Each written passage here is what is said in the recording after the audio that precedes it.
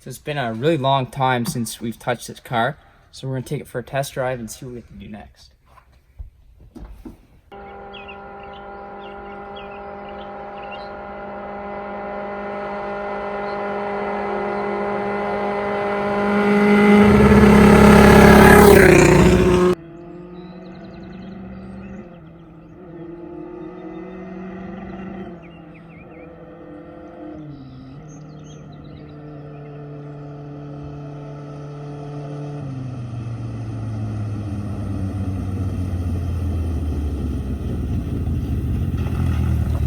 Good timing.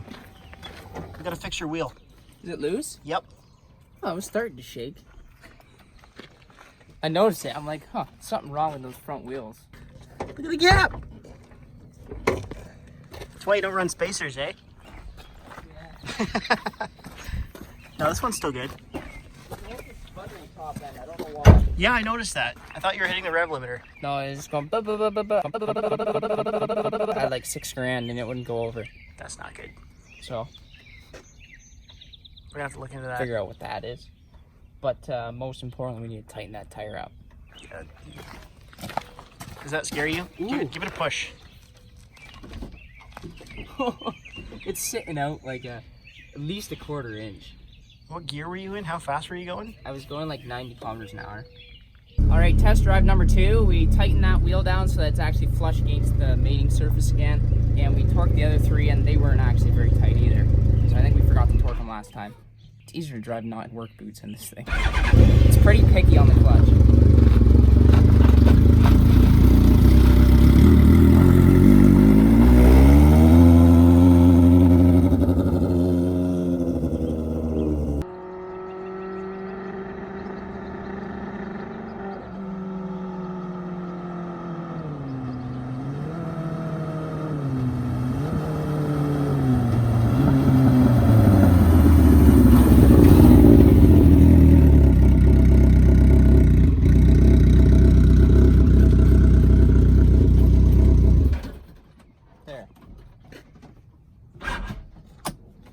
It still sputters as soon as you hit $6,000.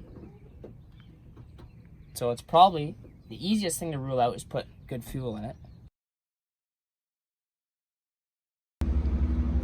So we got these rockers from Matt Charrington approximately a year ago, and we're gonna put them on. We gotta take this much out, so we're just gonna have at her somewhere.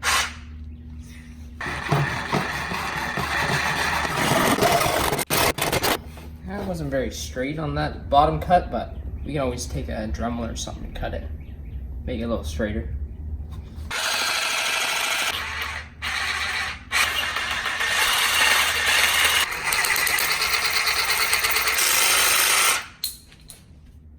There's one. I'm gonna do that all over again. Trial and error.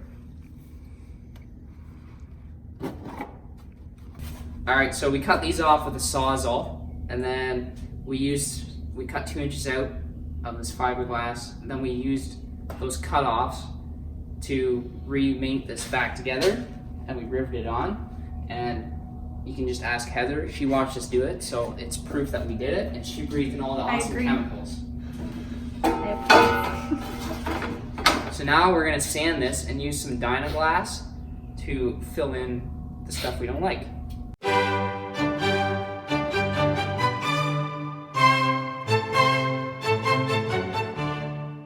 So now that they're all cleaned down nice down to the fiberglass, we can use our fiberglass filler and fill all the holes and cracks back in.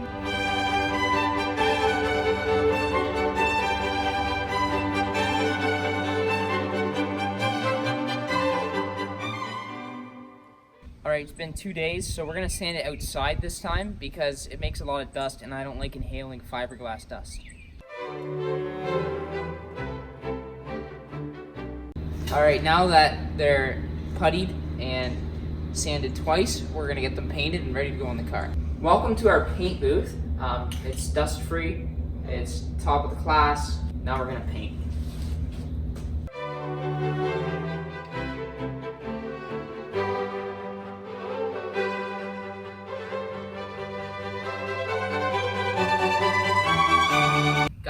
cart full of goodies, and we're gonna put some rockers on that baby. Ah, there we go. Now that that's out of the way, we can continue on.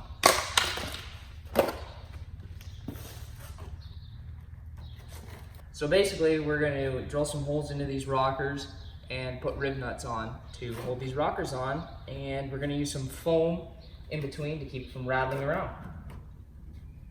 That's that. Alright, so I got a rib nut tool with a whole bunch of rib nuts, so you just thread your rib nut on your rib nut tool until it's just snug. Then you put it in the hole and you rivet it like you would a rivet. And then every time you squish these handles together, you just have to spin the end. So I'm gonna do that now.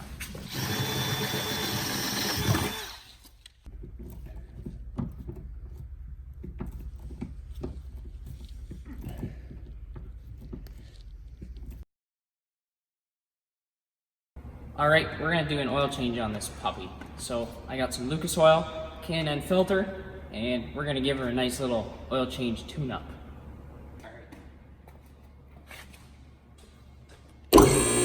So this is what we have to do to not make a mess.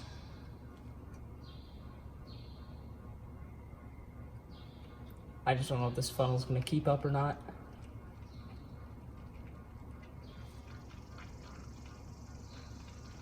It smells like very gasoline-y oil. That means it hasn't gotten hot enough. Chunky. Nice.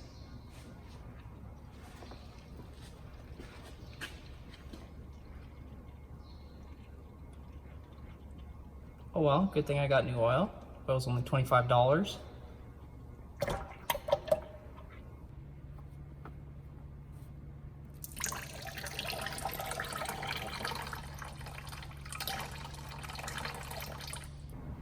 These are exactly the same. Also, we thought about making a couple of jet engine smarts, but we bought too many jet engines, now we can't afford the smarts. So we'll just have to wholesale some of these jet engines one day when we get around to it, and we can buy a couple more smarts. Put some dirt on our O-ring with a little bit of oil.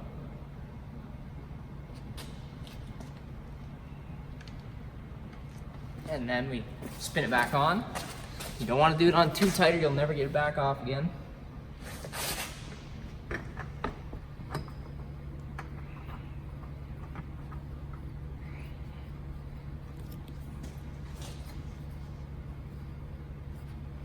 But we're going to snug it up with a 17mm wrench. Alright, now we're going to fire it up so that we can just get everything working nice again. Then we'll put some fresh oil in it. Most mechanic shops don't do that. They think it's a waste of time, but we pride ourselves in getting as much oil out of that motor as we can, each oil change that we do. So I climbed all the way up here. Now we're gonna fire it up, run it for 10 seconds, and make sure all the oil comes out of the drain plug.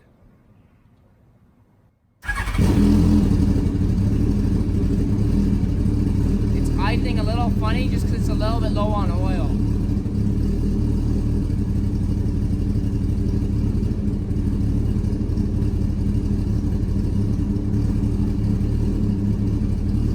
That's about 10 seconds.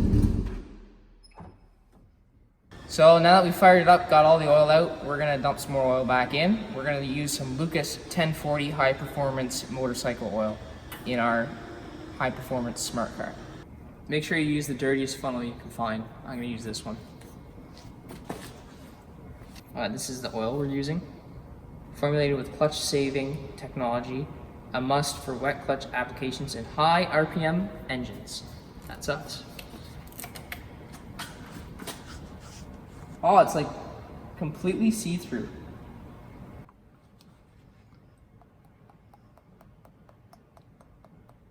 We should try to get a sponsor from these guys. I bet you they'd give us some. If we use strictly Lucas in our videos. I'm still gonna use AC Delco in my daily because it's cheaper. But you guys don't even know that because, yeah. Like a couple bucks a liter versus like $10 a liter.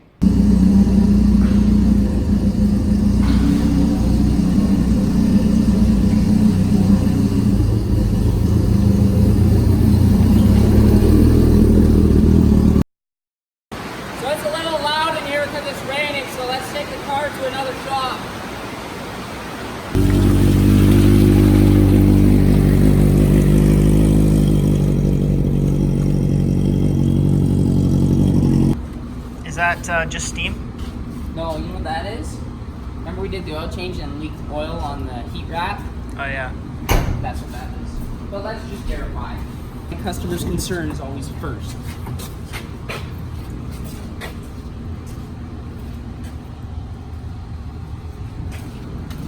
Definitely smells like oil. It's definitely.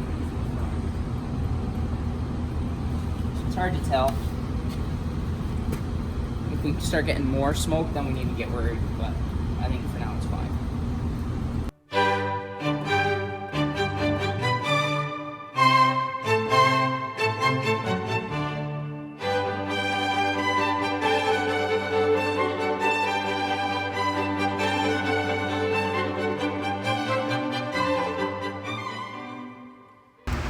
That's about all we want to do on that one. There's going to be a gap here, but it is what it is. Probably doesn't go nowhere. So now we just need to figure out how to secure the bottoms. So we got some more buttons that you can buy on AliExpress for peanuts. Well, not peanuts, like actual currency. And we got some new bolts with hex heads, so we can put these rockers on. So this side's done, now we're gonna go do the other side. Once we get both sides well hung, then we will make a little bracket to hold this rocker out a little bit so it doesn't sit in and look junky. It'll sit out in the box.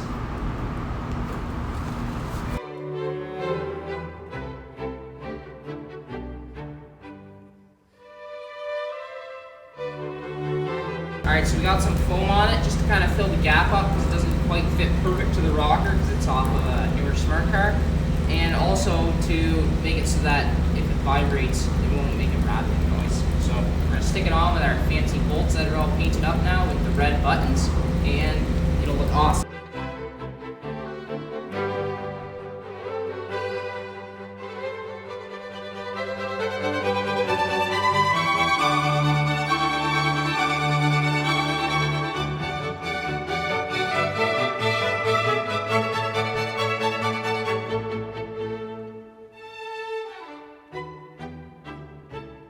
So we got these rock lights. It was a set of 4, but one stopped working. So buddy I worked with, Brett, he gave them to me and said if I can use them, I can have them. So we're gonna put them on the car. Thanks, Brett. And we're gonna put them in the rockers and mainly use it for like the breathing light. So like where it fades in and fades out. And we played around a little bit. It looks really cool. So we're gonna mount them on the back of the rockers. You'll see them through this grill, and it's gonna look awesome. So I'm just making it so I can put a zip tie through here, because we're gonna mount this light on the inside of the rocker here with zip ties, so that way it lights up the grill nice.